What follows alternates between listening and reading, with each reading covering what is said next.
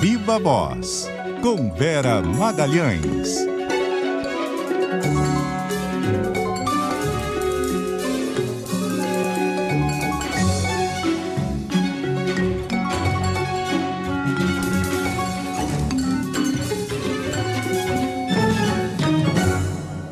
Olá, boa noite. São 6h06. O Viva Voz está no ar. Boa noite, Carol. Tudo bom por aí? Oi, Vera. Boa noite para você. Boa noite de novo para os ouvintes. Tudo bem? A gente já começa falando dessa resposta aí da defesa do ex-presidente Jair Bolsonaro a respeito das noites que ele passou na Embaixada da Hungria. E logo mais falamos desse clima de amizade sincera entre Lula e Macron, né? Exato, hoje o dia foi de só love entre os dois. Na verdade, é uma turnê. O Macron está visitando mais estados do Brasil do que eu conheço já. Pois é, o presidente Jair Bolsonaro apresentou a sua resposta, a sua justificativa a respeito do porquê daquele rolê na Embaixada da Hungria. E a Isa Staciarini teve acesso à íntegra da justificativa apresentada pelo ex-presidente. Conta tudo pra gente agora. Boa noite, Isa. Oi, Vera. Muito boa noite a você, a Carol e aos ouvintes. Pois é, nessa resposta aí ao Supremo Tribunal Federal, a defesa do ex-presidente Jair Bolsonaro afirmou ser ilógico sugerir que a estadia dele por 2 dias em pleno carnaval lá em fevereiro na Embaixada da Hungria fosse um pedido de asilo político ou uma tentativa de fuga. Os advogados afirmam que a própria imposição de medidas cautelares, como, por exemplo, a apreensão do passaporte de Bolsonaro, tornava essa suposição de fuga altamente improvável e infundada. Na petição, a defesa ainda afirma que, ao determinar a apreensão do passaporte e também a proibição, por exemplo, dele deixar o país, o ministro do Supremo Tribunal Federal, Alexandre de Moraes, já indicava que a decretação de uma medida mais severa, como a prisão preventiva, não estava iminente. Vera e Carol. Oi, Isa. E ele fez uma tentativa de contemporizar, aparentemente, né? Onde que isso fica claro no texto encaminhado ao Supremo? Pois é, Carol, é até curiosa uma parte lá da petição, porque os advogados escrevem que o respeito e a crença do ex-presidente pelo Estado Democrático de Direito é pujante no peito. E, inclusive, esses advogados afirmam que, por isso, não haveria razão de temer por uma improvável, reprovável e incabida prisão, isso segundo os termos lá da resposta. Agora, nesse documento, a defesa também se refere a essas medidas cautelares impostas pelo ministro Moraes como desnecessárias e gravosas, porque mencionam a postura altamente colaborativa do ex-presidente. Vera e Carol. Ô, Isa, só relembrando o contexto aí dessa resposta, foi uma determinação do ministro Alexandre de Moraes, né, que deu prazo para a defesa do Bolsonaro se manifestar a respeito disso. Isso, prazo esse que acabava justamente hoje, né? Então foi uma resposta ali cumprindo essa determinação de Moraes, que o ministro, o relator do inquérito, determinou, né? Essa explicação sobre a intenção de Bolsonaro ao ficar hospedado por 2 noites na Embaixada da Hungria. A defesa ainda fala até em perseguição a Bolsonaro e diz que mesmo assim ele segue acreditando na justiça e que não há qualquer razão dele fazer qualquer movimento no sentido de dar sensação de desconfiança ou falta de respeito às decisões judiciais.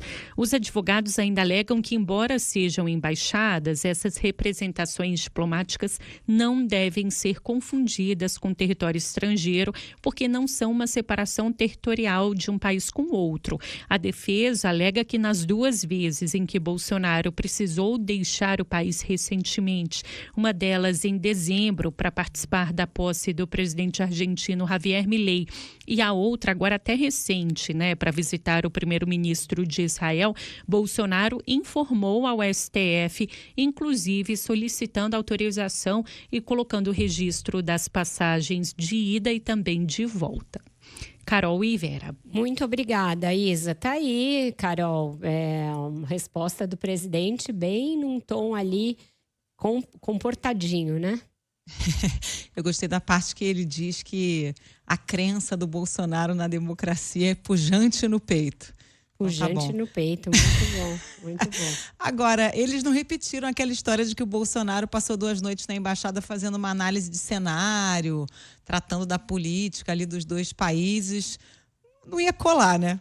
Não ia colar, não tinha nenhum tipo de evidência de que isso aconteceu, porque a gente sabe que era um feriado, isso não foi divulgado em nenhuma agenda oficial.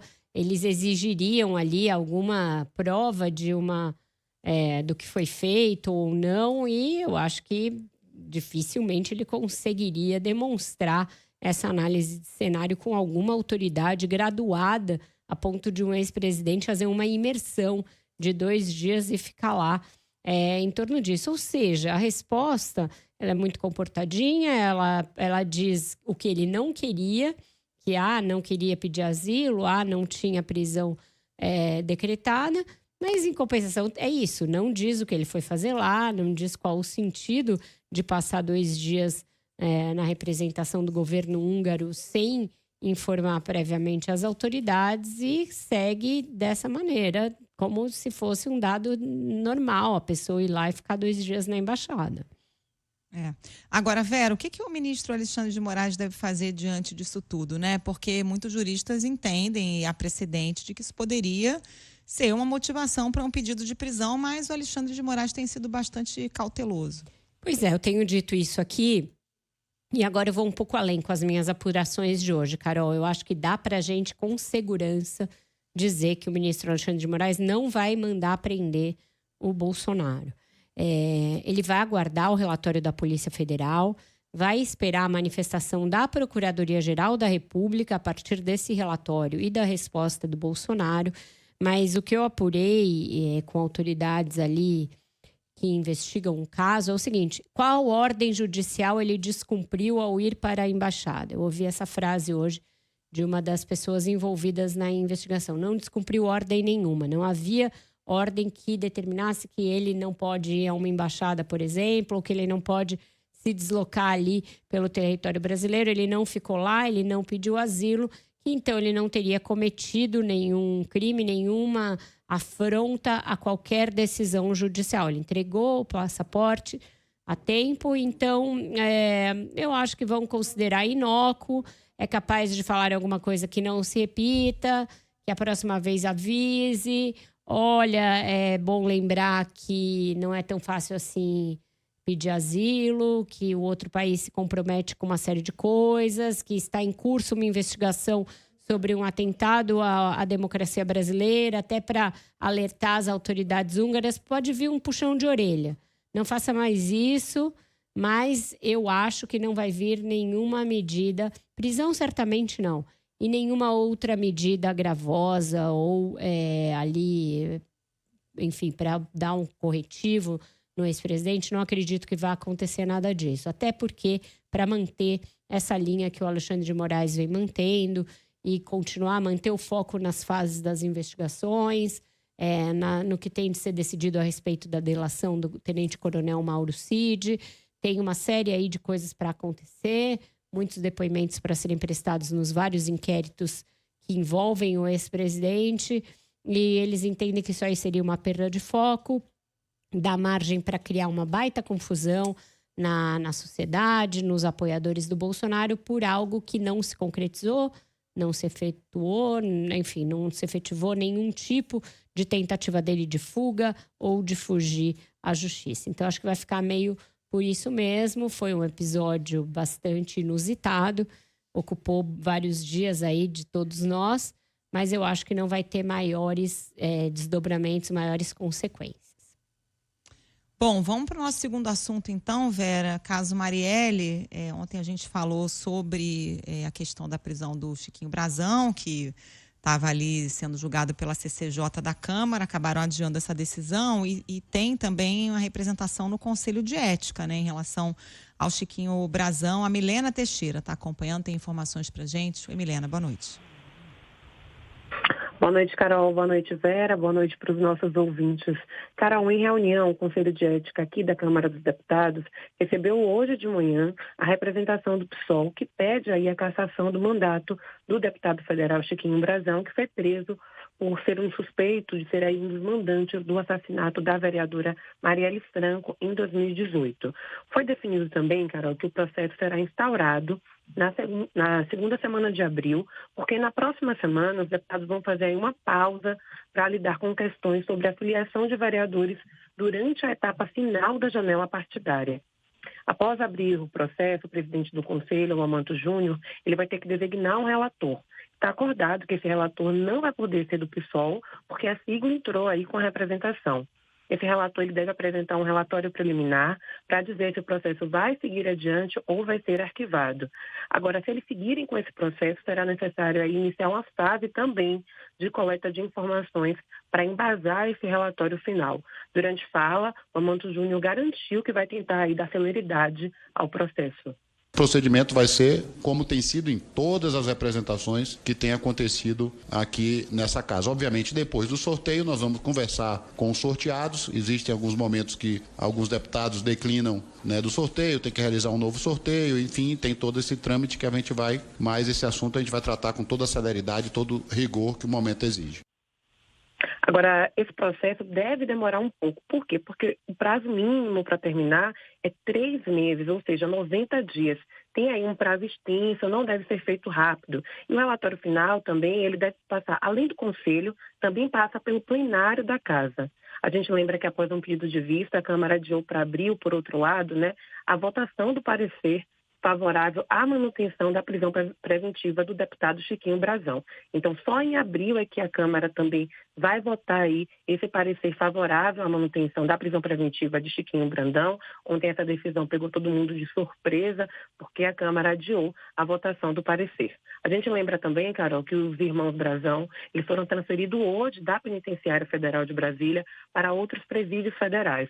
O deputado federal Chiquinho Brazão, ele foi para Campo Grande, e Domingos Brazão, que é conselheiro do Tribunal de Contas do Estado do Rio de Janeiro, ele foi para Porto Velho. Eles estavam aqui em Brasília desde domingo, após serem presos no Rio de Janeiro. Já o deputado Rivaldo, o ex-delegado, né, o chefe da Polícia Civil, Rivaldo Ribeiro, ele vai continuar, Rivaldo Barbosa, ele vai continuar aqui em Brasília.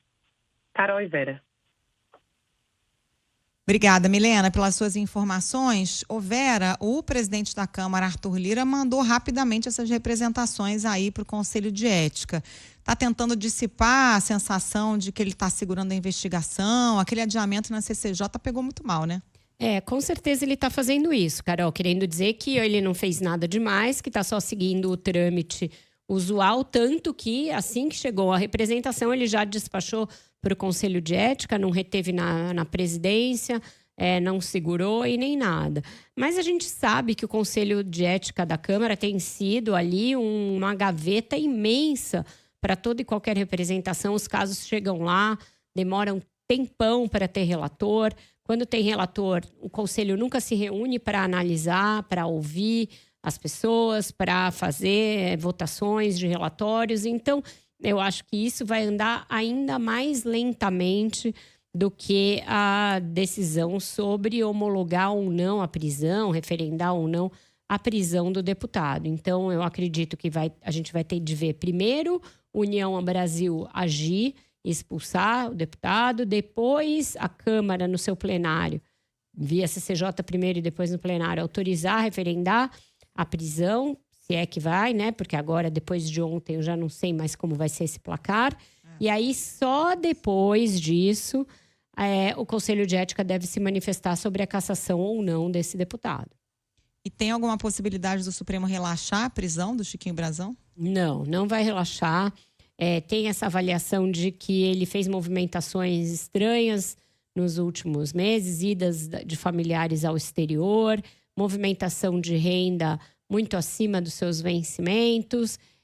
Então, tem evidências ali de que ele pediu demissão da prefeitura, vinha se preparando para fazer algum tipo de saída do Brasil ou algum tipo de tentativa de fuga. Então, isso deverá ser a justificativa para manter a prisão dele, além do fato de que agora se sabe que existe uma delação, se sabe os detalhes dessa delação e eles querem proteger eventuais testemunhas, proteger familiares dos delatores, etc. Então, também tem a questão da periculosidade desses investigados, que vai justificar a manutenção da prisão. E aí é isso, né? A Câmara tem a prerrogativa de analisar, mas ela precisa analisar. Não pode deixar para as calendas gregas. Então, o Supremo vai se fiar nisso. Olha, nós mandamos para vocês, nós cumprimos o que diz a lei, agora a bola está com vocês. Mas as condições para manter a prisão temporária estão dadas e ela vai ser mantida. Ô Vera, tem um assunto que está aí no radar do Supremo Tribunal Federal que pode ter impacto na situação do Chiquinho Brazão, porque o Supremo, na sexta-feira, volta a tratar do assunto foro privilegiado. Foi um recurso enviado pelo ministro Gilmar Mendes, que vai ser analisado no plenário virtual. Afeta, claro, não só o caso do Chiquinho Brazão, mas de outros políticos com foro. Mas o caso do Chiquinho é um que é meio nebuloso, né? Porque ele é deputado federal hoje, por isso o caso está no Supremo, mas à época do crime, quando a Marielle foi assassinada, ele era vereador. Pode ter impacto? Uma coisa tem a ver com a outra? Tem a ver. Eu acho que isso precipitou o fato do ministro Gilmar Mendes levar para o plenário virtual e um caso, que é um caso de um senador, não é esse caso, mas para o qual eles devem traçar novas regras que vão valer para todos os casos. O Gilmar Mendes já era um crítico da mudança que foi feita em 2018, achava que aquilo piorou, tornou mais confusa a questão do foro, levou a esse elevador em que as causas ficam subindo e descendo, a depender da condição em que o réu está e da posição que ele está ocupando no momento. E esse é um caso clássico, por isso que você falou. Tem toda essa discussão se ele deveria estar no Supremo ou não. E agora, como a gente viu, ficar no Rio de Janeiro um caso como esse seria ali um pedido para ele andar de uma forma mais lenta e com menos diligência do que se ele permanecer no Supremo. Então, a urgência desse caso certamente precipitou a rediscussão desse assunto no Supremo. O plenário virtual é aquele em que os ministros depositam o voto, não tem debate, e aí se chega a um placar a partir desses votos. Mas algum deles pode fazer uma questão de ordem, pode pedir para que seja analisado esse assunto no plenário. Eu acho que seria o melhor, porque foi um assunto que levou várias sessões em 2018, debates acalorados. Ali já se discutia eventuais excessos da Lava Jato ou não. E agora, à luz desses novos casos, tem uma série de questões que têm que ser tratadas, que têm que ser englobadas nisso. Por exemplo, questão da conexão, foro por conexão, que é uma coisa que eles pretendiam extinguir, mas que no 8 de janeiro está valendo. Quase nenhum daqueles que quebraram os 3 poderes tem foro no Supremo, na verdade nenhum. Mas todos eles estão sendo julgados no Supremo Tribunal Federal porque tem conexão com algumas pessoas de foro e porque tem uma justificativa ali de que se trata de um crime contra o Estado brasileiro, então o local de julgamento de crimes assim tem de ser a Corte Constitucional. Mas isso tem de ser debatido e tem de ser fixado, até para que esses réus eventualmente não argumentem que foram julgados no lugar errado e peçam anulação, como aconteceu na Lava Jato. O foro de Curitiba valeu por um bom tempo e logo em seguida se entendeu que Curitiba não era o foro natural e muitas condenações foram anuladas em razão disso. Então, é um debate importante, complexo, não tem uma maioria clara para um lado ou outro, e eles podem chegar a várias soluções de múltiplos aspectos ali, Carol. Vamos então para o nosso primeiro intervalo no Viva Voz e a gente volta já já, hoje sem Pablo Hortelado. Ele teve um compromisso e vai fazer o quadro excepcionalmente amanhã. E a gente está de volta com o Viva Voz. Hoje, como eu avisei antes do intervalo, mas quem está chegando agora pode não ter ouvido, a gente não tem o ponto de vista. Pablo Hortelado teve um compromisso em Brasília e ele fará a coluna amanhã, aqui excepcionalmente. Então, a gente teve uma troca desses 2 dias. O nosso assunto agora é a visita do presidente da França, Emmanuel Macron, ao Brasil. Ele está aqui já há alguns dias. Esteve em Belém, onde tratou de uma série de pautas ligadas à questão ecológica, à biodiversidade, etc. Esteve no Rio de Janeiro hoje para uma agenda ligada ao programa que Brasil e França mantêm de fornecimento de tecnologia, de parceria para a construção de submarinos, e virá a São Paulo, está em São Paulo, depois vai a Brasília, enfim, um tour completo. Quem vai trazer para a gente os detalhes dessa visita e quais são os objetivos dessa viagem e desse clima de amor entre os presidentes é a Marcela Lorenzetto. Boa noite, Marcela. Oi, Vera. Boa noite a você, a Carol, a todos que nos acompanham. Pois é, o presidente francês Emmanuel Macron discursa neste momento aqui no encerramento do Fórum Econômico Brasil-França, Transição para a Economia Verde, que ocorre na sede da Fiesp, na Avenida Paulista, em São Paulo. Ele já começou pedindo desculpas pelo atraso, né? A agenda estava prevista para encerrar aqui na Fiesp 5h30. Ele subiu ao palco só depois das 6 horas. Disse que atrasou porque acabou passando mais tempo com o presidente Lula lá no Rio de Janeiro do que era o previsto, né? Acabou tratando de questões relacionadas à segurança. Ele começou o discurso dele dizendo que queria deixar 3 mensagens. A primeira é que as empresas francesas acreditam no Brasil. A segunda mensagem é que as empresas brasileiras deveriam acreditar mais na França. A terceira mensagem é de que é possível superar os grandes problemas das mudanças climáticas e fazer uma transição energética. O dia hoje aqui em São Paulo foi dedicado justamente ao governo francês conversar com o setor privado para garantir investimentos das empresas brasileiras no país. O vice-presidente Geraldo Alckmin também esteve nessas conversas, falou antes de Macron, disse que a visita do chefe do executivo francês tem um grande significado, principalmente por ele ter passado pela Amazônia brasileira, como você citou, Vera, chegou por Belém, no Pará, que será também sede da COP30, a Conferência do Clima da ONU, em 2025. Alckmin disse ainda que a vinda do francês vai fortalecer os laços entre os dois países. O ministro da Fazenda, Fernando Haddad, também discursou mais cedo. Tanto ele quanto o Alckmin participaram de reuniões privadas com Macron. Lembrando que a capital paulista é o único local onde o presidente Lula não está com o chefe do executivo francês durante esses 4 dias de visita oficial.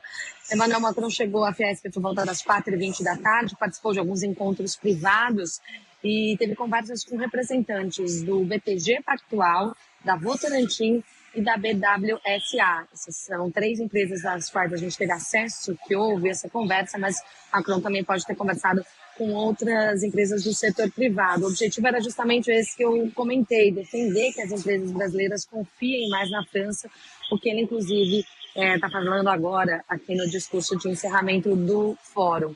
Setores importantes aqui da indústria brasileira aproveitaram essa visita para tentar destravar as discussões envolvendo o acordo entre a União Europeia e o Mercosul. Interlocutores aqui do governo francês, com os quais eu conversei, disseram que Mercosul não é um assunto do presidente francês agora no Brasil, porque se trata de um acordo que envolve toda a União Europeia. Então, esse tema deve aparecer nas conversas de amanhã com o presidente Lula em Brasília. A chancelaria francesa já havia dito que o acordo entre a União Europeia e Mercosul não seria o tema da viagem, mas a expectativa é que, enfim, Macron esteja aberto para avançar nessas discussões que estão emperradas. Daqui ele sai, vai para o Butantã, inauguração do Instituto Pasteur, depois volta aqui para a região central para um evento, um jantar, até com a Fundação Gol de Letra, e depois tem um jantar privado também aqui na região central. Vera e Carol. Ô Marcela, mais cedo o Macron estava aqui no Rio de Janeiro, né? Participou da cerimônia de batismo de um submarino no Complexo Naval de Itaguaí. Como é que foi essa agenda hoje aqui no Rio?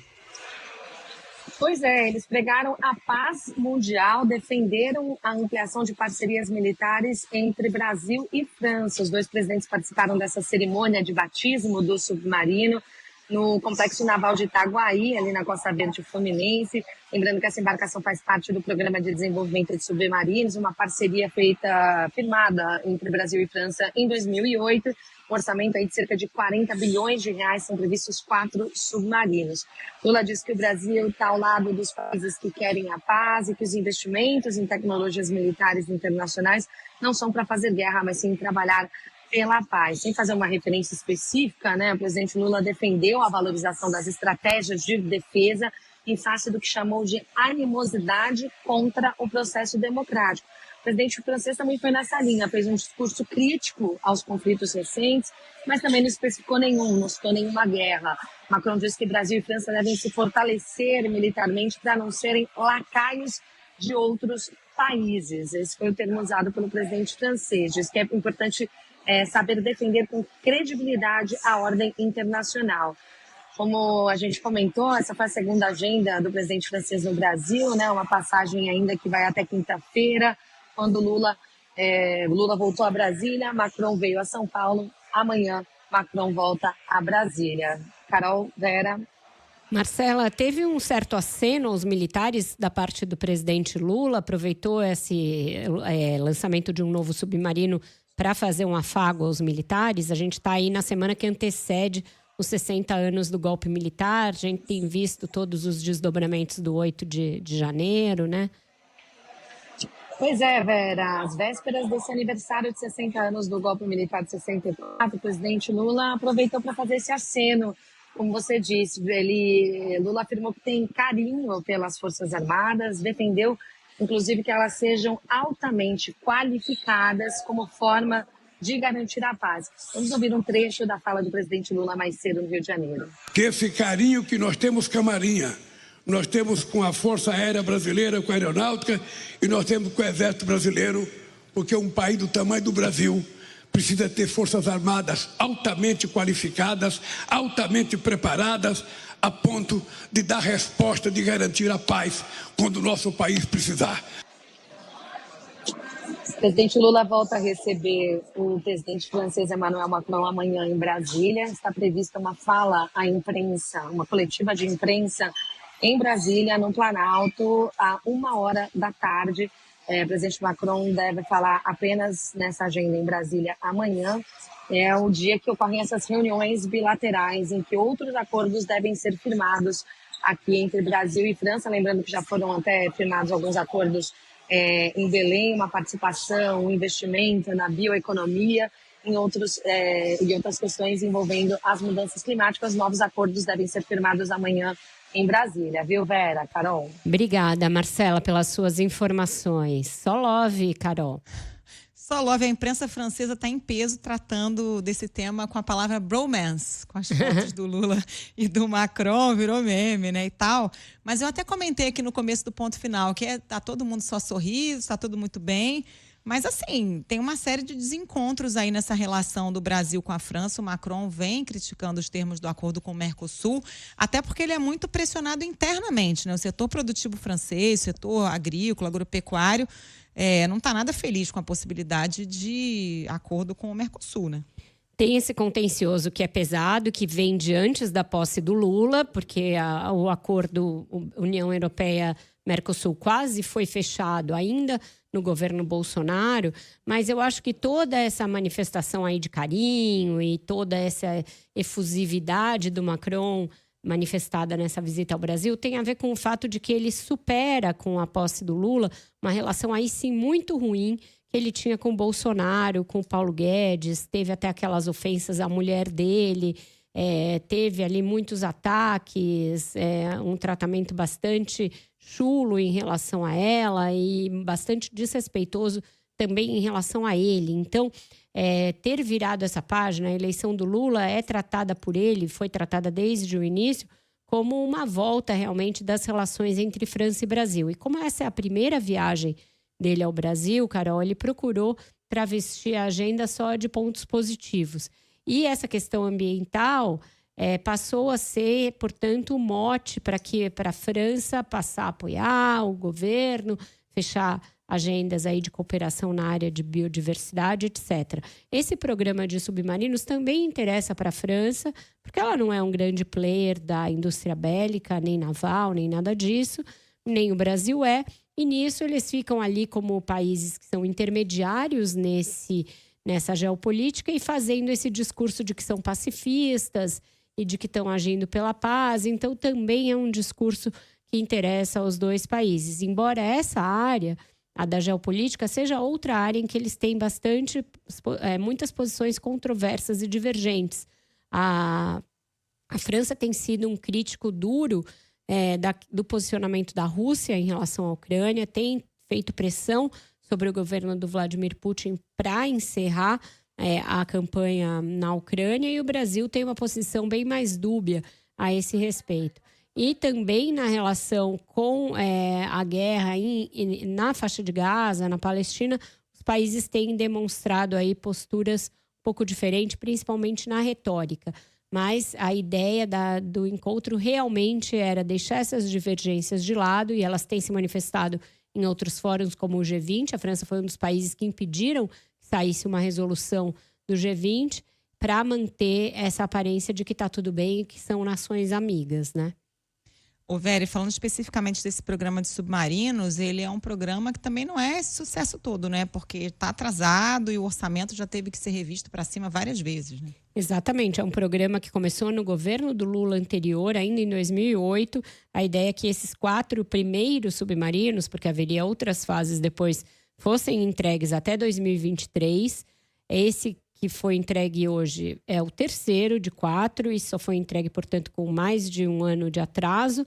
E o 4º deverá ser entregue só em 2025. E aí a gente já pode esperar um atraso também, porque se um só está sendo entregue agora, deve demorar. Então, ele tem esses atrasos. O comandante da Marinha aproveitou para fazer cobranças, então esse afago que o Lula fez também foi ali para tentar conter um climão que existe nas Forças Armadas, uma cobrança por soldos, uma cobrança por investimentos no setor de defesa e também uma certa insatisfação geral com a questão da política, porque a gente sabe que esse assunto do 8 de janeiro ainda está em evolução e que esse fantasma de 64 está pairando ali. Todo mundo está tentando fingir que nada aconteceu. O Lula está sendo objeto de muitas críticas, alvo de muitas críticas por parte da esquerda, por deixar passar em branco as nuvens essa data sem uma revisão mais crítica do que aconteceu.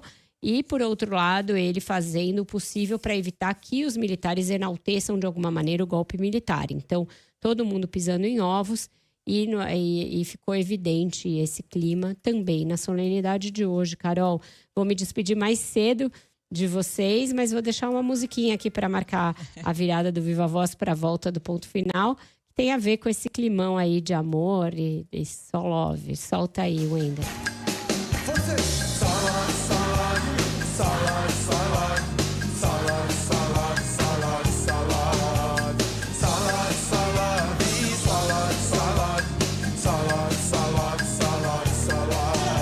Bom, beijo, Vera, até amanhã. Boa, beijo, até amanhã. Tchau, tchau.